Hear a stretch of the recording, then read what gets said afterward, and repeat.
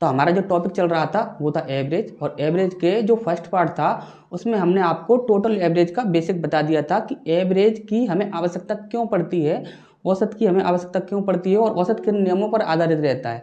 औसत से रिलेटेड कोई भी कैसी भी प्रॉब्लम उस बेसिक से बाहर नहीं जाती है। ठीक, तो यदि आपने फर्स्ट पार्ट ना देखा हो तो आप फर्स्ट पार्ट उसे जरूर देख लीजिए। इसके बाद हमने आपको सेकंड पार्ट में पहला, दूसरा और तीसरा ये तीनों टाइप आपको कंप्लीट करा दिए थे। उसके बाद थर्ड पार्ट में हमने आपको चौथा, पांचवा और छठवा ये 3 टाइप कंप्लीट कराए थे। हमने अब तक आपको जो भी आपके एग्जाम में जितने भी आपके टाइप पूछे जाते हैं वो सारे ही टाइप हम आपको कराने वाले हैं, और 6 टाइप अब तक हम कंप्लीट कर चुके हैं। और इसके बाद हमारा है 7वां और 8वां टाइप।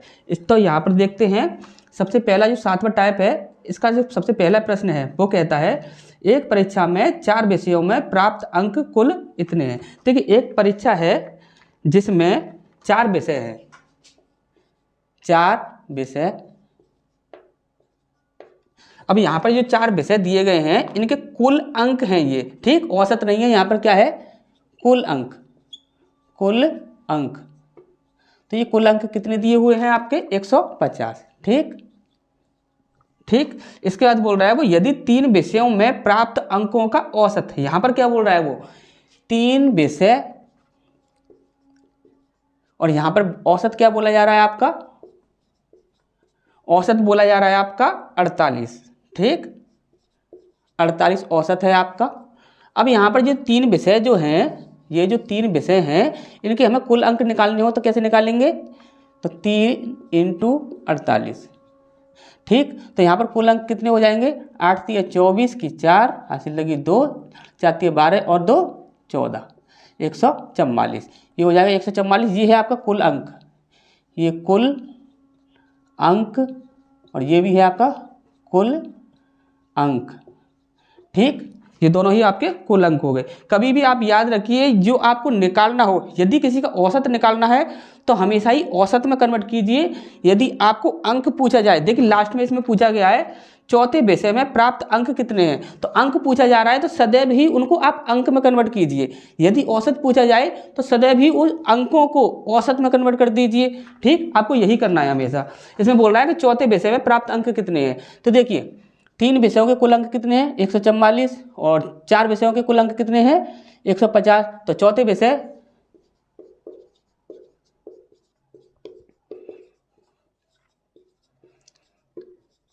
कितने हो जाएंगे, इसमें से इसे माइनस कर दीजिए, 150 - 144। अब देखिए 44 माइनस कीजिए, कितने बचेंगे आपके,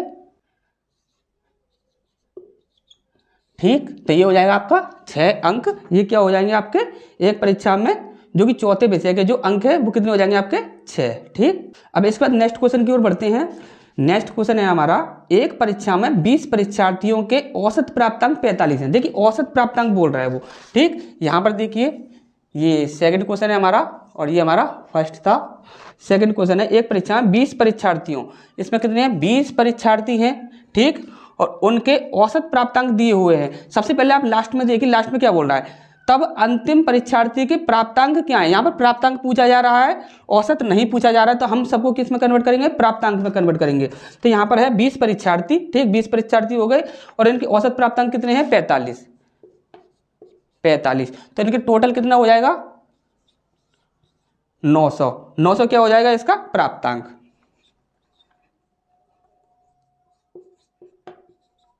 और ये हैं आपके कुल। ठीक, 20 के कुल औसत कुल प्राप्तांक कितने हैं, 900। ठीक, इसके बाद है प्रथम 12 के औसत प्राप्तांक 12 हैं। प्रथम 12 जो हैं उनके औसत प्राप्तांक कितने हैं, देखिए औसत प्राप्तांक बोल रहा है 12, तो यहां पर कुल कितने हो जाएंगे, कुल। ठीक, ये कुल हैं आपके। ठीक, इसके बाद बोल रहा है वो तथा अंतिम 7 के औसत प्राप्तांक 15 हैं। अंतिम 7 जो हैं उनके औसत प्राप्तांक कितने हैं आपके, 15। ठीक, ये क्या हो जाएंगे आपके कुल। ठीक, अब इसके बाद बोल रहा है वो तब अंतिम परीक्षार्थी के प्राप्तांक क्या है। देखिए ध्यान से समझिए, अंतिम परीक्षार्थी के प्राप्तांक पूछ रहा है। यहां पर कितने हैं, 12, और यहां पर कितने हैं, 7, तो ये कितने टोटल हो गए, 19। यानी कि ये कितने का है, ये 19 का है। 19 के कुल तो यहाँ पर हमें कितने का मिलेगा, 19 के कुल प्राप्तांक मिलेंगे। 19 के कुल प्राप्तांक कैसे मिलेंगे, 144 प्लस 105, इनको ऐड कर दीजिए, 5 और 4 9, यहाँ पर 4 और यहाँ पर 2, कितना आया 249। ये जो हैं वो कितने के हैं, 19 के, और यहाँ पर कितने के हैं, ये 20 के।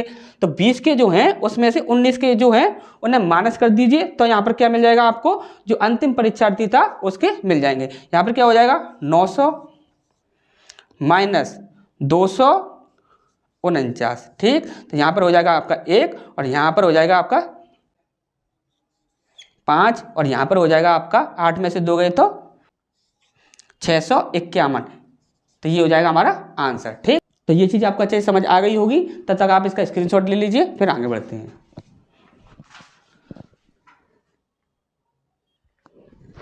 तो इसके बाद हमारा तीसरा प्रश्न है, एक परीक्षा में 22 परीक्षार्थियों के औसत प्राप्तांक 45 हैं। प्रथम 10 परीक्षार्थियों के औसत प्राप्तांक 55 तथा अंतिम 11 के औसत प्राप्तांक 40 हैं। तो 11वें परीक्षार्थी के प्राप्तांक कितने हैं, ठीक। तो इस प्रकार से यदि हमारे, देखिए इस क्वेश्चन को ध्यान से समझिए, एक परीक्षा में 22 परीक्षार्थी के औसत प्राप्तांक कितने हैं आपके, 45। ये जो 22 है इसके औसत प्राप्तांक कितने हैं आपके, 45। ये जो 22 है ये आपके टोटल है, तो यहाँ पर कुल निकलेगा हमारा जितने भी विद्यार्थी हैं उन सब के। तो यहाँ पर क्या हो जाएगा आपका 45 22, इसका इंटू कर लेते हैं, 5 दूनी 10, 4 दूनी 8, 5 दूनी 10, तो क्या हो जाएगा आपका 990। 990 ही हमारा क्या है, कुल, ठीक। इसके बाद बोल रहा है वो 10 परीक्षार्थियों के औसत प्राप्तांक 55 है। देखिए 10 के कितने हैं आपके, 55।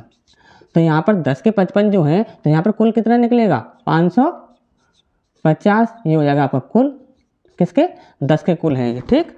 इसके बाद बोल रहा है वो 10 परीक्षार्थियों के औसत प्राप्तांक 55 तथा अंतिम 11 के औसत प्राप्तांक 40 हैं। तो अंतिम 11 जो हैं इनके औसत प्राप्तांक कितने हैं, 40, ठीक। तो क्या हो जाएगा ये 440, ये हो जाएंगे इसके कुल। अब बोल रहा है वो, तो 11वें विद्यार्थी के प्राप्तांक कितने हैं। देखिए यहाँ पर ये 10 है और ये 11 है, यानी कि ये कितने हुए, 21 हुए, बचा कितना, 1, यानी कि 22 के टोटल यहाँ पर ये हैं। तो यहाँ पर ये कितने के हैं, यहाँ पर 21 के, तो इनमें से इसको माइनस कर देंगे तो क्या निकल आएगा हमारा जो अंतिम वाला है। तो यहाँ पर देख लेते हैं, ये कि 10 और 11 कितने हो गए आपके, 21। 21 के कुल कितने निकलेंगे आपके, देखिए 550, ठीक, प्लस 440, ठीक, 099, ठीक। अब यहाँ पर 22 के कितने हैं, तो 22 के हैं आपके 990। अब 990 में से माइनस कीजिए 990 को, कितना निकला हमारा, 0 निकल कर आया। यानी कि क्या हुआ कि जो 11वां विद्यार्थी था उसने क्या हुआ, या खाली कॉपी छोड़ी हुई या कुछ भी किया होगा। कभी कभी ध्यान रखिए इस बात का, अच्छे से समझ लीजिए इस बात को। कभी कभी क्या होता है कि जब हमारा क्वेश्चन का जो आंसर निकलता है, कुछ ऐसा आंसर निकलता है जिससे हमें ऐसा लगता है कि ये हमारा आंसर हो ही नहीं सकता। लेकिन कभी भी आपको हमेशा ही एक बात पर टिके रहना है कि जिस तरीके से हम क्वेश्चन को सॉल्व कर रहे हैं वो तरीका जो है वो हमारा बिल्कुल ही सही है, और उस तरीके से जब हमारा जो आंसर आ रहा है इसका मतलब क्या है, वो आंसर भी हमारा बिल्कुल सही है। इसलिए कभी भी धोखा मत खाना, और यहाँ पर जब कभी भी आपका आंसर आएगा तो जो आंसर आया है उसी को आप टिक कीजिए। तो ये चीज़ आपको अच्छे से समझ आ गई होगी। फिर बढ़ते हैं फिर नेक्स्ट पॉइंट की ओर, तब तक आप इसका स्क्रीनशॉट ले लीजिए।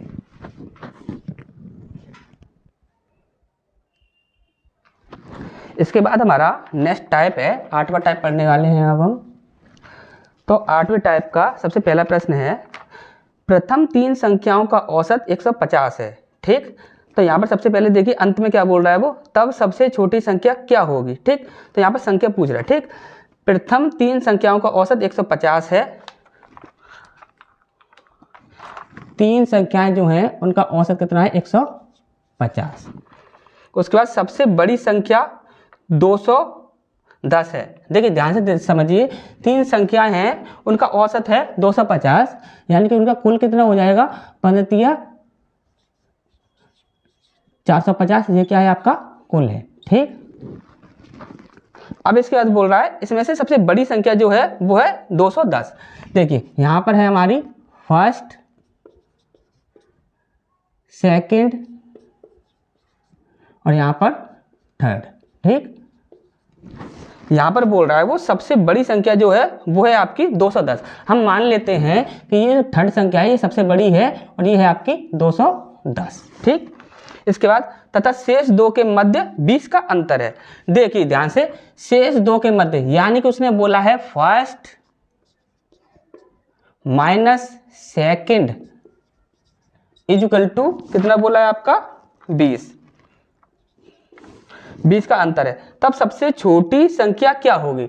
अब ध्यान से समझिए, यहां पर ये जो संख्या है 450 ये क्या है? First plus second plus third equal to 450।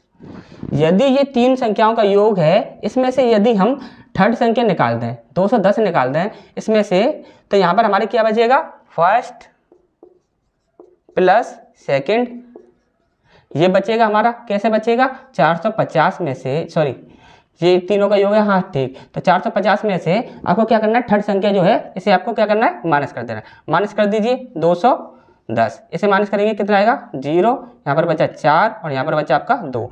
तो 210 जो है वो क्या है आपका? First plus second. First plus second क्या है आपका? 210। अब ध्यान से समझिए, यहाँ पर बोल रहा है देखिए first plus second, first plus second कितना है? 240। और यहाँ पर बोल रहा है first minus second, first minus second, ये क्या हो जाएगा हमारा? 20 हो जाएगा। ठीक, अब यहाँ पर इसे ऐड कर दीजिए, इन्हें ऐड करेंगे, यहाँ पर ये प्लस का है ये माइनस का है, ये दोनों आपस में कैंसिल हो जाएंगे। तो क्या बचा आपका? 2 फर्स्ट इज इक्वल टू, ये कितना हो जाएगा आपका? 0, 4 और 2 6 और यहाँ पर 2, इसमें आप माइनस कर इसे डिवाइड कर दीजिए। तो फर्स्ट क्या हो जाएगा आपका? 2 से डिवाइड करेंगे तो 2 एकम 2, 2 3 6 और 0। फर्स्ट कितनी निकल कर आ गई हमारी? 130। अब यदि देखिए थर्ड संख्या जो है हमारी ये क्या है? 210। अब यहाँ पर फर्स्ट संख्या क्या है हमारी? 130। और यहाँ पर देखते हैं सेकंड संख्या जो है वो कितनी है। तो जो फर्स्ट और सेकंड जो संख्या है वो कितनी है आपकी? 240। फर्स्ट और सेकंड संख्या का जो योग है वो है आपका 240। इसमें से आप फर्स्ट को माइनस कर दीजिए, बचेगा क्या? सेकंड। तो यहाँ पे 130 को माइनस कर दीजिए, 130। तब इसको माइनस करेंगे, कितना बचेगा? 0, यहाँ पर 1 और यहाँ पर 1, ये कितनी निकल कर आ गई हमारी? 110। और 110 कौन सी संख्या है? ये आपकी सेकंड। ठीक, देखिए थर्ड ये निकल कर आ गई, सेकंड ये निकल कर आ गई और फर्स्ट आपकी ये निकल कर आ गई। अब उसने पूछा था कि सबसे छोटी संख्या कौन सी है? हाँ, यही तो पूछा था, सबसे छोटी संख्या। देखिए 210 तो सबसे बड़ी है और यहाँ पर 130 और 110, 130 और 110 में से सबसे छोटी कौन सी? 110, यानी कि 110 हमारा क्या हो जाएगा? आंसर हो जाएगा। ठीक, ये चीज़ आपको अच्छे से समझ आ गई होगी। फिर बढ़ते हैं आगे, तब तक आप इसका स्क्रीनशॉट ले लीजिए। इसके बाद हमारा नेक्स्ट क्वेश्चन है दूसरा, दो संख्याओं का औसत m है, इनमें से एक संख्या n है, तो दूसरी संख्या क्या होगी? देखिए ध्यान से समझिए, दो संख्याएं हैं जिनका औसत दिया हुआ है m। मान लेते हैं उनमें से एक संख्या बोल दी है उसने n। देखिए दो संख्या हैं, औसत क्या होता है? औसत होता है यानी कि जितने लोग हों उनमें जितना योग है उसे बंटवारा करना। यदि उसका हम उसमें बंटवारा कर रहे हैं तो वो क्या निकल कर आ गया? औसत, यानी कि सभी में समान रूप से बांटना। ये चीज़ें हमने आपको औसत से संबंधित जितना भी आपका बेसिक है वो सारा हमने आपको फर्स्ट पार्ट में कंप्लीट करा दिया था। तो यहाँ पर देखिए जो औसत होता है वो क्या होता है? देखिए दो संख्याओं का औसत m है, यानी कि m क्या है? ये औसत है। ठीक, और उनमें से एक संख्या क्या है? n है।